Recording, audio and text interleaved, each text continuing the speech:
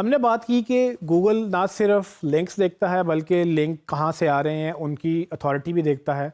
अगर आप voting system से समझ रहे हैं इसको, तो गूगल ये नहीं देखता कि कितने वोट्स आ रहे हैं, बल्कि ये भी देखता है कि वोट देने वाले की अपनी वैल्यू क्या है। तो लिंक्स की दुनिया में गूगल कैसे जस्टिफाई करेगा या कैसे अंडरस्टैंड करेगा कि ये एक अच्छी वेबसाइट है या ये एक अच्छा वोट है और ये एक लो क्वालिटी वोट है, यानी कि ये इतनी अहमियत नहीं रखता।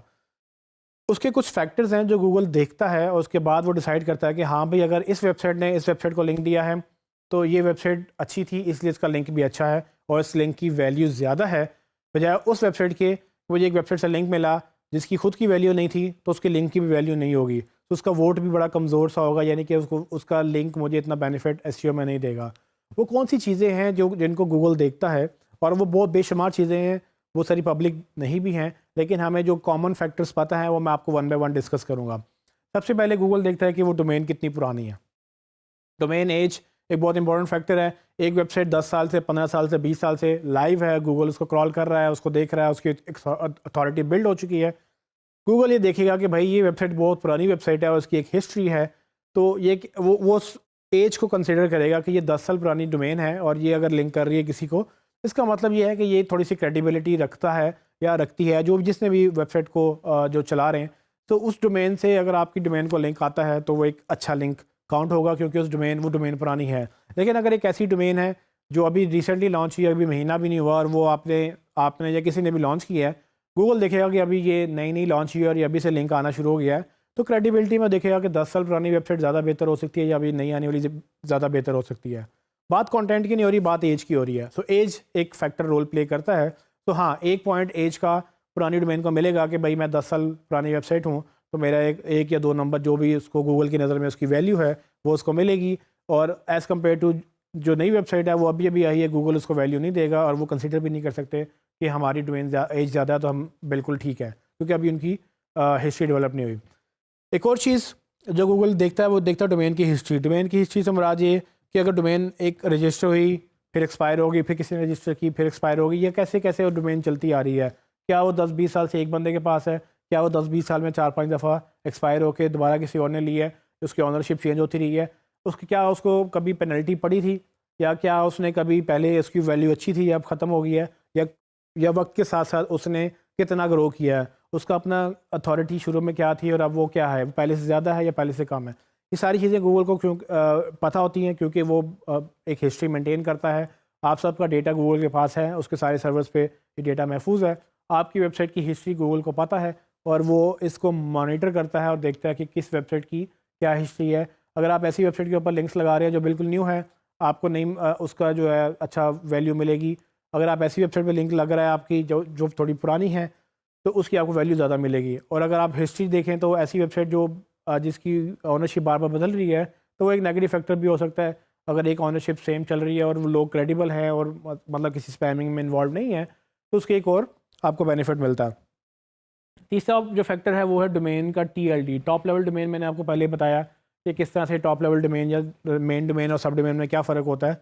टॉप लेवल डोमेन आखिर में जो 3 लेटर्स होते हैं, जिस तरह .com, .org, .co, जो भी आपने डोमेन ली है, गूगल वो कंसिडर करता है।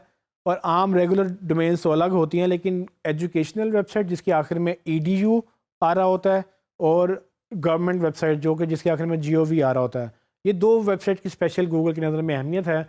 EDU वेबसाइट मतलब एजुकेशनल वेबसाइट, ये सिर्फ उन इदारों को मिलती है जो तालीमी इदारे होते हैं। और किसी भी मुल्क में अगर आपने ये डोमेन लेनी होती है तो आपको कोई ना कोई सर्टिफिकेट दिखाना होता है कि हम एक रजिस्टर्ड एजुकेशनल स्कूल, ऑर्गेनाइजेशन या कोई भी NGO हैं जो कि एजुकेशन के डोमेन में काम करते हैं। गूगल इनको रेफरेंस इनको अथॉरिटी ज़्यादा देता है, क्योंकि गूगल की नज़र में ये एक स्पैमी वेबसाइट नहीं है। अगर आपने एक एजुकेशन इंस्टीट्यूट रजिस्टर करवाया है, तो आप एक क्रेडिबल अदारा या आप एक क्रेडिबल बिजनेस हैं, तो इसकी आपको थोड़ी बेनिफिट मिलता है। अब हमें चूँकि लिंक लेना है, तो अगर मैं किसी ऐसी वेबसाइट से लिंक लूँ जो कि स्कूल, यूनिवर्सिटी या कोई और ऐसी एजुकेशनल वेबसाइट थी, मुझे एक एक्स्ट्रा बेनिफिट मिलेगा कि उसकी डोमेन में .edu आता है, वो TLD जो है वो .edu है। .gov बेसिकली गवर्नमेंट वेबसाइट्स हैं जो कि हर मुल्क की अपनी गवर्नमेंट होती है। अगर आपकी वेब डोमेन के अंदर जो बैकलिंक जहाँ से आप ले रहे हैं उसकी डोमेन में .gov आता है, तो इसका मतलब वो गवर्नमेंट की वेबसाइट है जो कि हाईली क्वालिफाइड या हाईली ऑथराइज्ड आप कह लें, या अथॉरिटी बेस्ड वेबसाइट्स हैं। गूगल इनको आम वेबसाइट नहीं समझता। गवर्नमेंट यूजली स्पैम नहीं करती है, गवर्नमेंट इस तरह की हरकतें नहीं करती जो हम लोग कर सकते हैं। तो .gov वेबसाइट से मिलने वाले लिंक्स या .edu वेबसाइट से मिलने वाले लिंक्स आपको बहुत ज़्यादा बेनिफिट देते हैं। आप अगर लिंक्स बिल्डिंग कर रहे हैं तो आप कोशिश करें, फॉर एग्जांपल गवर्नमेंट की वेबसाइट से आप लिंक ले सकते हैं, जैसे कि एक गवर्नमेंट की एक डायरेक्टरी है बिजनेसेस की, आप उधर रजिस्टर हो जाएं और आपका लिंक वहाँ पब्लिश हो जाएगा। तो गूगल जब उस वेबसाइट को क्रॉल करेगा तो वो आपकी वेबसाइट पे भी आएगा और देखेगा कि अच्छा इस वेबसाइट से हमारी वेबसाइट को लिंक मिला है, तो वो एक वैल्यू ट्रांसफ़र होगी। वो गूगल समझेगा कि एक वोट मिला है, वोट के अगेंस्ट मुझे वो रैंकिंग देगा। शर्त ये है कि उसमें एंकर टेक्स्ट मेरा कीवर्ड होगा, जो एंकर टेक्स्ट होगा उसके अगेंस्ट मेरी रैंकिंग आप मिल जाएगी। इसी चीज़ से डोमेन अथॉरिटी, वक्त के साथ साथ हर डोमेन की एक अथॉरिटी बिल्ड होती है, और डोमेन अथॉरिटी से मुराद ये है कि उस वेबसाइट ने अपनी हिस्ट्री में क्या अचीव किया, उसको कितने लिंक्स मिले, उसने क्या क्या ऑप्टिमाइजेशन की, उसने कैसे कैसे जो है ना अपनी वेबसाइट को बेहतर किया। जिस तरह से हमें लिंक मिलने से हमारी अथॉरिटी बिल्ड हो रही है, लेकिन उसकी अथॉरिटी बिल्ड उसको लिंक मिलने से हुई थी, और उसको लिंक देने वालों की अथॉरिटी बिल्ड उनको लिंक देने वाले से हुई थी। तो एक पूरा चेन चलता है, इसीलिए इसको इंटरनेट बोलते हैं कि इंटरनेट एक लिंक से लिंक जोड़ने वाली जो है कड़ी, पूरा वेब ऐसे ही चलता है। सो गूगल भी ऐसे ही क्रॉल करता है। सो जब भी एक लिंक से दूसरे लिंक, दूसरे लिंक से तीसरे लिंक पे जब वो गूगल जंप करता है तो वो देखता है कि कौन किसको लिंक दे रहा है, और देने वाले की वैल्यू क्या है, और जिसको मिल रहा है उसकी वैल्यू क्या बन गई है, लिंक से पहले क्या थी, लिंक के बाद में क्या थी। अब उसकी अथॉरिटी बन गई है तो वो आगे लिंक देगा, तो उसकी अथॉरिटी कितनी ट्रांसफ़र होगी। तो फॉर एग्जांपल अब हम लिंक्स ले रहे हैं, हमारी अथॉरिटी बिल्ड होती जा रही है। जब मैं किसी वेबसाइट को लिंक दूंगा तो उसको यकीनन इस अथॉरिटी का बेनिफिट होगा, और ये डोमेन अथॉरिटी जो वैल्यू और ट्रांसफ़र होती है डिपेंडिंग ऑन ऑप्टिमाइजेशन, कि आपकी वेबसाइट कितनी ऑप्टिमाइज्ड है और आपको लिंक्स कितने मिल रहे हैं। एक और पॉइंट जो इंपॉर्टेंट पॉइंट है, डोमेन की रेलिवेंस। सो ये बड़ा इंपॉर्टेंट फैक्टर है। गूगल समझता है कि अगर आप एक सर्टेन कैटेगरी में बिजनेस कर रहे हैं तो आपको लिंक्स भी एक सर्टेन कैटेगरी से ही मिलेंगे। फॉर एग्जांपल अगर आप मोबाइल फ़ोन्स की बात करते हैं, और तो मोबाइल फ़ोन्स को लिंक्स मिलेंगे तो दूसरी मोबाइल की वेबसाइट्स या दूसरी ऐसी वेबसाइट जिनका मोबाइल से कोई ताल्लुक है वहाँ से मिलेंगे। ऐसा पॉसिबल नहीं है कि आप बिज़नेस तो कुछ और कर रहे हैं लेकिन आप पेज लिंक कहीं और से ले रहे हैं। सो मिसाल के तौर पे मैं अगर आपको एक एग्जांपल देता हूँ कि एक स्पोर्ट्स की वेबसाइट है।